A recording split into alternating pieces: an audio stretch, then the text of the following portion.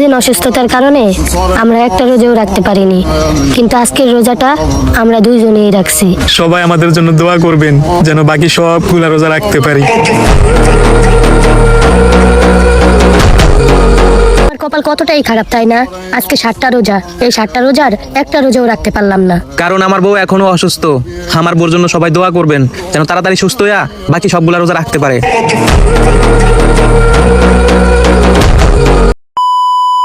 আসসালামু আলাইকুম গাইস, কি অবস্থা, কেমন আছো তোমরা? আই হোপ আমি খুবই ভালো আছি। এই জামাই বউ যেটা করতেছে ভাই, বুঝছো, উজু ছাড়া কিন্তু এই ভিডিও কখনো দেখো না। সবচেয়ে বড় পাপের কাজ হইতে পারে তোমার এই দেখতে মানবের মতো হলেও ওরা কিন্তু এই পৃথিবীর মানব না, ওরা হলো এলিয়েন। সে রোজা রাখছে কি না রাখছে সেটা কোনো ব্যাপার না, কিন্তু দেখো যে কাজগুলো করছে এই কাজটা কিন্তু কখনোই লিগ্যাল না। যেন বাকি সবগুলা রোজা রাখতে পারি।